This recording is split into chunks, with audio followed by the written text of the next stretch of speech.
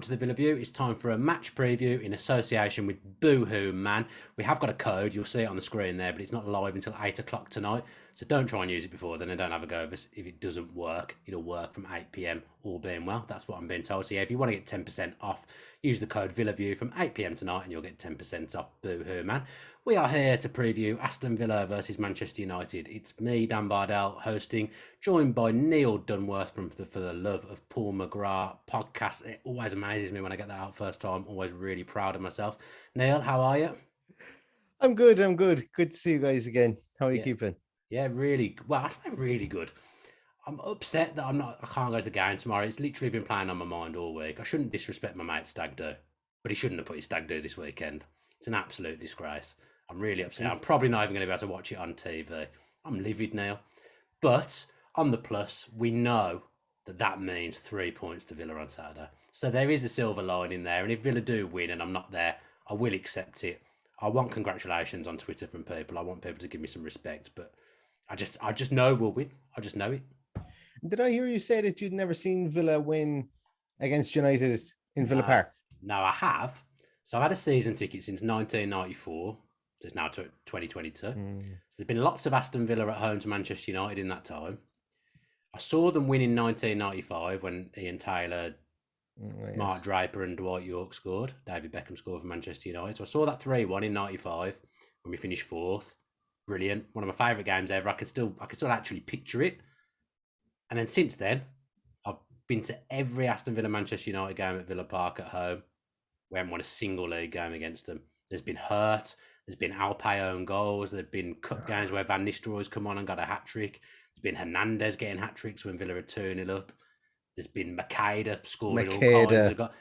Just come to play against Villa, Makeda. He didn't play against anyone else for Manchester United, but he always lined up against Villa and scored. So there's been all sorts of hurt. And I just know how much I've wanted to see us beat Manchester United at Villa Park. And I know because I'm not there that it's going to happen. I just know it. So yeah, first time since 1995, 2022. I think this is the year Villa beat Manchester United at Villa Park. But it'd be fantastic. We've in my lifetime, we've never done the double over United. I don't think we have anyway. And that's a massive thing as well, isn't it? Yeah, that's huge. That's huge, and it's look. Obviously, one would be under Dean Smith, and one would be under Steven Gerrard as well. You know, like you talk about doing the double over a team, and usually that's a team that has a small bit of stability. And who's to say that? Well, when I talk about stability, obviously we have had a change mid-season, but to do the double over Manchester United would be absolutely fantastic because they really have been our huge bogey team. Like it was always a case of just turn up and hope we don't get beaten by much, you know. But there's real optimism, I think, going into the weekend, and specifically, I suppose, after beating them already, coming away with a bit sour and burnt, I suppose, from the FA Cup game. And there's the good thing about it is you have an opportunity to make amends really, really quickly after the FA Cup game now against Manchester United and right a few wrongs. Yeah, I think it's important to remember, and someone who covers Manchester United for a living messaged me earlier. He said to me, it's very important to remember at the moment, Daniel, Manchester United are rubbish. And that's true. And they are. But I said, well, they were rubbish on Monday and we still didn't beat them. So I think there is reason for optimism, though. I think they're probably at one of the lowest points I've ever seen them in my lifetime. I think Villa, are going to be buoyed by what's happened this week. The two signings that have come in since we last played in the Premier League are huge. Coutinho and Digne. I think that really lifts the place. I think that'll give Villa Park a bounce tomorrow. I think, there's all that kind of thing as well. I think the atmosphere tomorrow is going to be absolutely unbelievable. I think it'll be one of the best atmospheres at Villa Park in recent years, a Saturday night game. I think the fact that Monday we feel very, very hard done by, the fact we've got two international class signings who are potentially making their debut, that's lifted the place. Steven Gerrard will absolutely 110% want to smash Manchester United to pieces tomorrow night. I just think I'm not there. I just think everything is pointing to the fact that Villa, it's going to be a really special evening tomorrow. I will say as well, Boohoo Man are back in sponsorship. I feel like we were winning games when Boohoo Man was sponsoring us, and then they went away, and we've had a couple of bad results. They've come back just in time for another victory now. Maybe so. But you make a good point as well, Dan, about this. It's going to be a special atmosphere on Saturday because. It really is. Like the fans are going to be like, I wouldn't like to make a wrong step if you're a referee. on Saturday evening, because the fans are going to be I mean, in they full don't seem to mind. voice. They don't seem to mind now. I'm sure it won't I know bother they them one don't. bit. Well, look, I suppose sometimes in the reverse, when we're at home and we've got an unbelievably vociferous crowd, and so in an instance like that, um, hopefully it works in our favor, and I'm sure it will do, because the fans are going to be up for this, the players are going to be up for this. You can hear, like, Emi Martinez gave an interview today, and he was really kind of honest, and it was really kind of honest and poignant interview. He basically said, we're smarting after after our loss. We want to go Yeah. and put it right. He knows that we should have won, but we didn't, and the only way to go out and prove that, sometimes you have to wait 4, 5, 6 weeks, maybe sometimes 3, 4, 5 months to get another crack at that team again. He goes, we've only got 7 days or 6 days to go out and make right what we couldn't do on Monday. Yeah, I saw Emi Martinez after the game. I think he probably liked a couple of tweets that he shouldn't have liked. You can always tell how the players are feeling if they start doing things like that, because they know they played well on Monday night. They know they went to Manchester United and played really, really well. We wanted to go well in the FA Cup. We picked the strongest 11 that we possibly could have picked. They'll be annoyed to go out, but they'll be annoyed at the way we went out. You can, I suppose, if you're a footballer, you'll often accept losing if you haven't played well. When there's things like when you've played well and you haven't scored, and then the referees get involved and VAR gets involved, that will smart. And you're right, the fact that we get to turn it around so quickly, I think that's a huge advantage to us, actually. We've already got home advantage. I think that gives us a massive advantage, the fact that we will be smart and the fact that we will get the chance to turn it around really fast. Yeah, like was it, revenge is a dish best served cold? Like, how better to get revenge than the short turnaround and time period. But I think to kind of temper it a small bit as well, because while we have a bit of a turnaround, we're not going to face the same Man United team that we played on Monday. Obviously they're not going to face the same Aston Villa team either. Hopefully we have the introduction of the two guys that have just been signed, but we're going to be without John McGinn. We're going to be pretty short in the wing / inside 10 positions without having Bertrand Traore, no Trezeguet, no El Ghazi, who came on the last day, no Jadon Philogene-Bides, who's got a pelvis injury. He did return to training, I think, today, but don't know what his status is for the weekend as well. And Gerrard has mentioned that Coutinho is touch and go. He's supposed to start at the weekend. He was doing a lot of work on his own, a lot of individual work with Barcelona, hasn't been involved with the group, hasn't played a lot of games, and is only coming back from COVID, when he was only cleared on, I think they said he was only, I think I read somewhere, should I say, that he was only actually fully cleared on the 3rd of January. So he's still building up his fitness after the COVID, his COVID outbreak as well. So, but the good news is that Ashley Young seems to be back too, so that he might be pushed forward more into that number 10 role. But yeah, we won't have the same available squad. And I know we've got people who've come through the door, but with regards to people who've played 90 minutes, there is a question mark over some people there. Like, obviously Sanson comes into midfield. I would imagine he comes into midfield in place of McGinn. Hasn't played a lot of 90 minutes for Aston Villa Football Club recently. So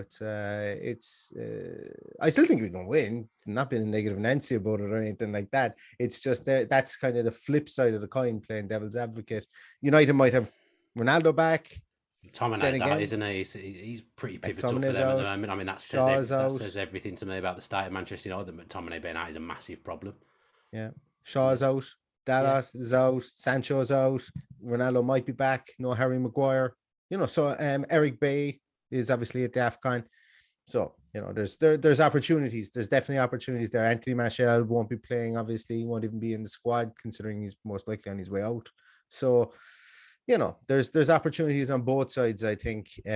But I still do fancy Villa to go and have a right crack at this. And I think Ollie Watkins would be really, really looking to make amends, I think, for maybe one or two missed chances. And I think Villa as an entity will be dogged at the weekend.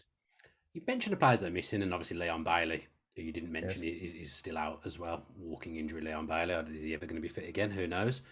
But there's still, I imagine it'll be the same front three, because they did cause Manchester United problems. It was quite interesting, that front three, because Watkins seemed to me to be playing more from the right, which is unusual, but I think it actually worked quite well. But there's still, let's imagine we do keep that front three. There's still Chukwuemeka on the bench, Ashley Young to return, and Coutinho, who can come on and influence that game and change it and come and play in that front three. So despite all the absentees, there's still good players to come on and influence the game. Absolutely, and like one way or another, we will see Coutinho, and it could be a He'll come rouse. on for sure. It could be a total smokescreen to say that he's not playing, because the expectation is that people were saying, yeah, throw him into the team, even if 60% fit Coutinho is still going to be, a pretty active player for Aston Villa. And who knows, maybe we see on Saturday when the team sheet comes out that he does start him. But Steven Gerrard's a pragmatist. He doesn't see this as just the game. He sees it as a game, I think, and he understands that he can't have another Leon Bailey situation in his hands. Coutinho comes in, he's undercooked, he pulls a thigh, he pulls a hamstring, he's out for 6 weeks. Fans enthusiasm that we have at the moment and the enthusiasm around the club would hit the floor, so making sure that he's fully right is something that will happen. And I would imagine he's definitely going to get the last 20 minutes, 25 minutes, half an hour. And I still think he could come in and cause wreck for that period of time with a tired Manchester United team. And I'm really, really looking forward to it. Central midfield's a bit of an issue with McGinn out, because you're down to your last three there.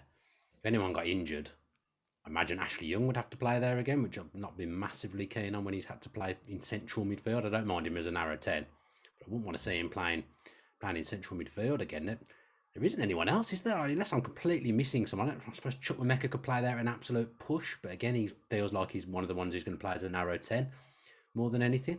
Am I forgetting someone? It just feels very short in midfield. No, you're not forgetting anyone, but they have put a lot of faith in naming young Tim on the bench. Oh, that's true. And he's somebody that they seem to think. You didn't have a pop at the second name, I noticed there. No, not a hope. I want to say a Roganum. That's what Erogbenum, I think is what it is. Erogbenum or something. We'll call him Tim for now. Yeah, young Tim is what Mike Beale called him, so it's that's what's stuck.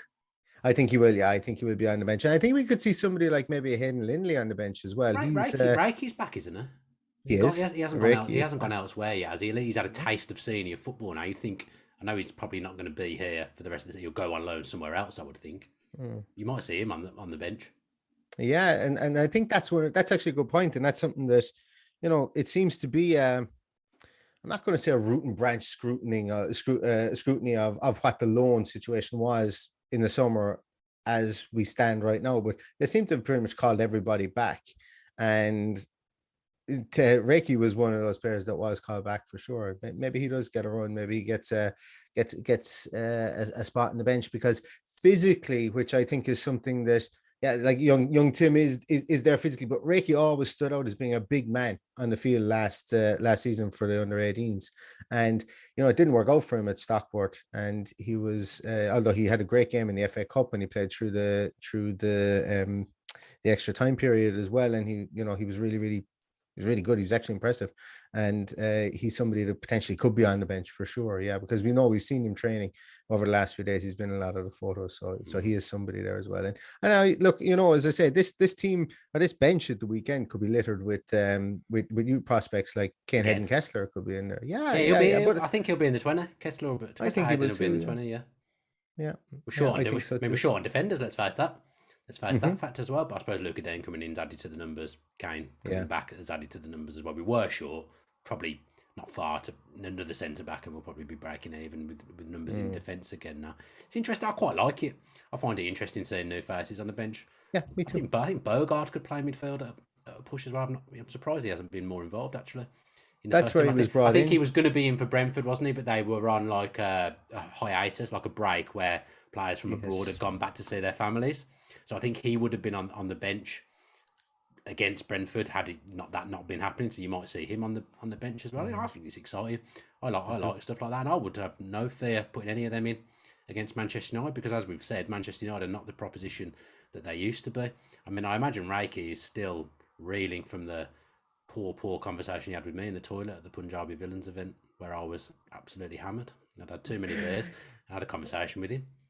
I just don't really remember it firing on all cylinders, so I imagine he's still recovering from that, but hopefully he'll be ready to play That's the kind of breaking news you get in the Villa View. You get toilet conversation with players. Exactly. Yeah, unbelievable. That's a podcast in itself for you, Dan, if you don't have enough of them. Toilet conversations with Dan Bardell. Lovely stuff. I'm going to say, I'll write that down. I'll write that down now. Could be a future venture for sure. I mean, I've got about 50 podcasts a week at the moment, but I can certainly add another one to the agenda. Luca Digne, Omar and myself did a little show on him yesterday, what we think of his signing. So if you want to go back and watch that, please do, because it hasn't been out that long. I mean, you've watched Gerrard's press conference. I haven't. Did you get? Well, you haven't watched it. You've heard the tidbits from the press conference. Did you get the vibe that he may start? Well, it was interesting because he singled out both players' specific situations. And as I mentioned, he said, well, Coutinho has been training on his own and doing individual work, and obviously the COVID piece and not being involved in a group and match practice, all that jazz. Mentioned that about him. But he did say that Digne was further down the line because he had been involved in group training. He'd been on the bench for Everton. And he just wasn't really getting games. And he was played since the 1st of December, I want to say. Yeah, but he's still involved, I suppose, not in bar the 90 minutes that matter, I suppose, really. He's done all that work and tactical work with the team. So he said he's much further down the line from that point of view. And I suppose it does make sense, really, that, it's for somebody not to be involved in, I think it's more sort of game planning that I think will be the problem with getting Luca Digne in there straight away because, obviously he's coming from a completely different tactical setup. He's coming from a completely different manager and so on. So maybe that unfamiliarity with maybe calls from corners and stuff, he does take set pieces and so on. Maybe the defensive setups when we're defending corners and free kicks and stuff like that. I don't know how easily they're learned in and around the training ground, whether they could be picked up in a day, whether you could pick them up mid-match. But I think from that point of view, that's something that he would probably have to get up to speed on. And they're kind of the little things, I suppose, that we will forget when we have a new signing that comes in on a Thursday. And then, we've got a match on a Saturday and you're going, why isn't he playing? And you're kind of saying, well, there's these little bits and pieces, that go in. Go on the training field. Otherwise, they wouldn't implement tactics or training on the training field. So. I'm unsure about him starting. I'm trying to think because I said yesterday. I think it'd be a bad form on target. Yeah, I said yesterday on the show that we did. I said that it's great to people are saying it's not fair on target that we've signed someone, which I completely disagree with because you need competition, and I think you should always buy better than what you have.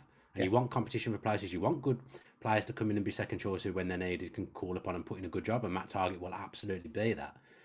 But to get taken out straight away, I don't think he's done anything particularly wrong. People, a bit of a Marmite player, like so many players. Some fans think he's competent, some don't. I think he's better than people make out. If I'm being honest, I think technically he's very good. I think he uses the ball well. He's not the quickest, but I think he's quicker than he gets credit for. And he's probably not as dangerous going forward as Gerrard would like his fullback to be. Hence why we've bought a new left back here. But I'm not sure it sends the right message coming straight out, although we have lost 3 games in a row, I suppose. So yeah, work with that. I've given you a lot there. But it is an interesting one, and I don't think Gerrard should be criticised either way. That if he does bring in a French international ex-captain of Everton that obviously has all the experience in the world going to top tournaments and stuff like that, but also at the same time, it is what you say is absolutely true. Does it send the wrong message? Because taking somebody out of the team that's been more or less a mainstay for the whole season, bar being substituted for 1 or 2 injuries, does that send a message to the team?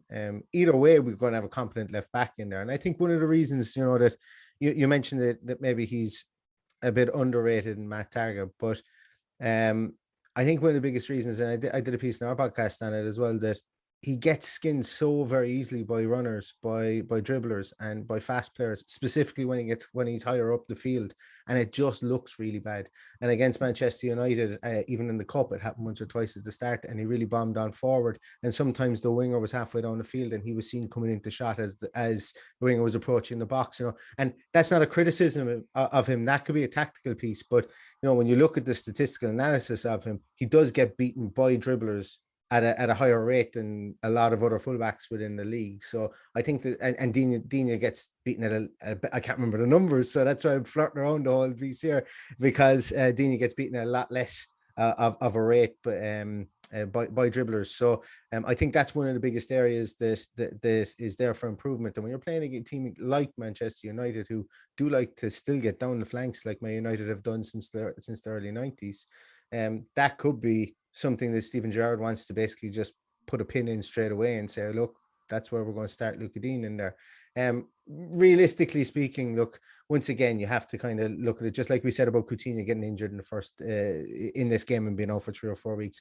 With Luca Digne, do we really need to throw him in? Like, is it paramount we throw him in on Saturday? It'll be up to Steven Gerrard to figure that out and to see if it's a case of having somebody in there who knows all the defensive calls in there and knows all the defensive structures, setups, and how high the line is, all that kind of stuff, or whether they put in Luca Digne. I just don't know how easy it is to pick that up in the space of 48 hours. I mean, if he doesn't start, I guess it's a tasty debut next week against his whole team at Goodison Park. I'd be pleased to see him back playing against him, because I think the Everton fans are, from what I've seen, most seem to be quite upset with that move. They seem to be on his side, don't they? Yeah, Everton are an absolute mess. Everton have got vibes of us in the lead up to the season we went down, to be honest. Bit all over the place. I could imagine if Luca Digne did play against Everton and if somehow he got an assist or scored. If you saw, what was it? Was it Lincoln versus Sunderland last weekend? And Chris Maguire got a goal and he ran over to Lee Johnson, and Lee Johnson just sold him from the Sunderland to Lincoln, and he pretty much told him what he thought of him, I think, at the touchline afterwards. But maybe you might get some of that from Luca Digne. So that might be something to look for in the Everton game. Lee Johnson, a blast from Villa past there. I'd forgotten he even existed until you reported that. I don't miss those days coming up against those managers in the EFL. I've got to be perfectly honest. I don't think there's much else to cover from the game, unless you can think of anything now. I can't really know. I think it's, look, I suppose, once again, like, are United going to be as bad as they were on Monday? That's I mean, they're bad most weeks now. They are bad most weeks. I watched a lot of them. They are bad most weeks. That is true. And they're going to be down. Like Harry Maguire isn't, like, most likely won't play, and Varane has come in this season, and Varane should be absolutely head and shoulders above most defenders in the Premier League, but he just hasn't. And I think that that's symptomatic of the rest of the team there as well. But it's like they're just such an unknown entity at the moment. And when you look down through their team, every single one of the players in their team has top level experience. And why can't they get it together? It's just, there's just a dark cloud there. But look, I'm fully prepared to be here, or to be somewhere at 8 o'clock on Saturday night going, how in the name of God did we not win that again? No, and I really don't want that feeling. I've predicted a 2-1 Villa win already. But well, they're just, United are just this spanner in the works all the time, no matter how bad they play. And as I say, if we do the double over United this season, it would be an absolute pleasure, and it would be one of the highlights of the season, because long enough have we gone home with our tails between our legs playing against the Manchester United team, and have they rubbed it in us, nearly every time we've played. So it'd be nice to get one back and do the double over them. I'm calling it now. We're going to get a suspect decision tomorrow. Good. Something's going to happen. We're going to be the ones we're going to be on the right end of it for a change against Manchester United, and then they're going to know how we felt every single time we've played them, every single year. I think we're well overdue in many aspects. I've just got a feeling we'll get a dodgy penalty. We'll probably miss it, but we'll get a dodgy penalty. I've got the feeling. That's my prediction. 2-1 to Villa. Dodgy penalty. My prediction is Coutinho comes off the bench with a half an hour to go, and he keeps up his streak of scoring one goal in every, I think it's something like one goal in every 15 shots he takes from outside the box. So I don't know how many he's taken between now and the last time he scored, but if that means he has to take 15 shots in the 30 minutes that he's on, I'm A-okay with that. But I think he's going to come on and he's going to score a thunderbolt from outside the box, and everybody is going to be justified in getting their Coutinho 23 jerseys in the immediate minutes after it was announced on, what day was it announced now? Monday? No, Tuesday? I had no idea. Tuesday. Mate. Absolutely no idea. Not a clue. I think it was Tuesday, yeah. I mean, don't hate me, but I did some work for Manchester United yesterday for their website, and I said I really fancy Ollie Watkins. Fancy. I think he's going to have some joy Saturday night. I really, really do. I've got a good feeling. It's a few games without a goal now. Watkins, I think he's going to really come good for us. I That's another thing I could say in Ollie Watkins double. I feel like 'cause I'm not going, I've got these images in my head of things that are going to happen. I've turned into a bit of a Villa Manchester United Rain Man just because I'm not going. But yeah, we'll see what happens. As I say, if we do win, I'm expecting plenty of plaudits on social media because the fact I'm not going is absolutely criminal. Thanks ever so much to Neil for joining me, and thanks to Boohoo Man for sponsoring us as well. Thanks to everyone who's tuned in and watched live. Do go back and check the Luca Dean video that we did yesterday if you haven't watched it already. Here's hoping Villa can do the first double over Manchester United since 1954 on Saturday night. Take care and up the Villa.